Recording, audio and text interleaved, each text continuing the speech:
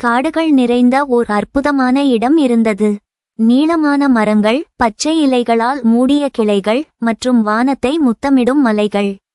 அந்த காடு ஒரு மர்மக் கதை கொண்டது. அந்த கதையின் நடுப்பகுதியில் வாழ்ந்தது ஒரு வித்தியாசமான அன்னம். அதன் பெயர் அனயா. அனயா மற்ற எல்லா பறவைகளும் மிருகங்களும் போல இல்லை. இதன் சிறகு ஒளிரும் வெள்ளி நகையாகத் தெரிந்தது. இரவில் சந்திரனின் ஒளியில் அது பளிச்சென ஜொலிக்கும். ஆனால் அதன் அழகு மட்டும்தான் அதன் சிறப்பல்ல. அதன் உள்ளத்திலிருந்த அன்பே அதை வித்தியாசமாக ஆக்கியது. அந்த காட்டில் அடிக்கடி விலங்குகள் சண்டையிட்டு குழப்பங்களில் சிக்கிக்கொள்வது உண்டு. யார் செய்து தவறு, யார் செய்தது சரி, இதற்கு யாரிடம் தீர்வு கேட்பது என்று அவர்கள் எல்லோரும் அடிக்கடி குழம்பி போவார்கள். அப்போது தூரத்தில் இருந்து பறந்து வரும் ஒரு பளிச்சென்ற ஒளி. அது அனயாதான். அனயா மெதுவாக கீழிறங்கும். அதன் கால்கள் நீரில் மென்மையாக தீண்டும் போது ஒரு அலைகள் எழும்.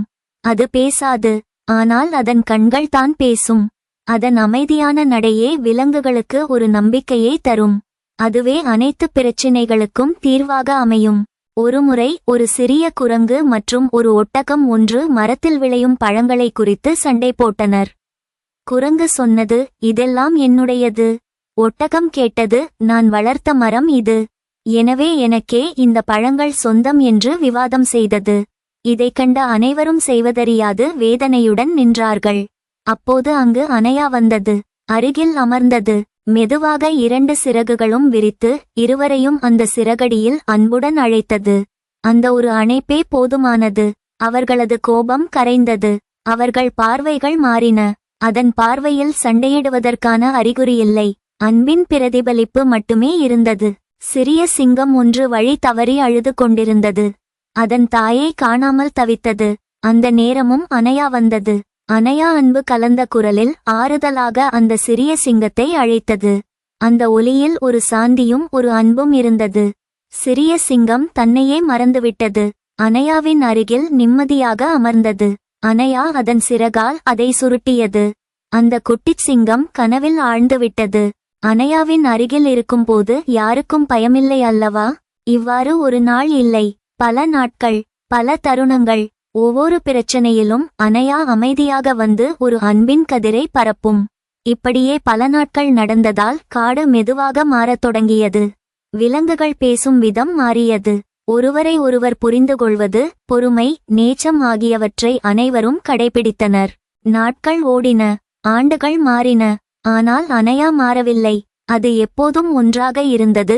ஒரு அமைதியின் தூதர், ஒரு அன்பின் உருவம், ஒரு அழகின் வெளிப்பாடு. விலங்குகள் மெதுவாக கற்றுக்கொண்டன. இப்போது அவர்களே ஒருவருக்கொருவர் மனம் விட்டு பேசுகிறார்கள். சண்டையை விட்டு சமாதானம் தேடுகிறார்கள். ஒருவருக்கொருவர் உதவுகிறார்கள். அந்த காட்டில் நம்பிக்கையும் அன்பும் வளர்ந்தது. அது யாரால்? அந்த பளிச்சென்ற அனயா என்ற அன்னத்தின் மென்மையான அன்பால். மிகவும் குளிர்ந்த ஒரு இரவு. வெண்மையான பனி காடுகளை கட்டிக்கொள்கிறது. அந்த இரவில் அனயா மெதுவாக ஒரு உயரமான கற்பகுதிக்குள் பறந்து போய் அமர்கிறது.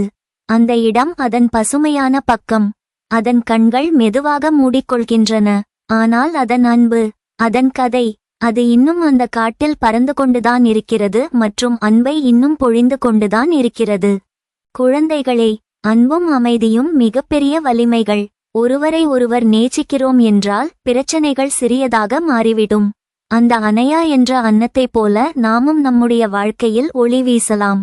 சற்றே அன்புடன் நடந்தால் அனைத்தும் சாதிக்கலாம்.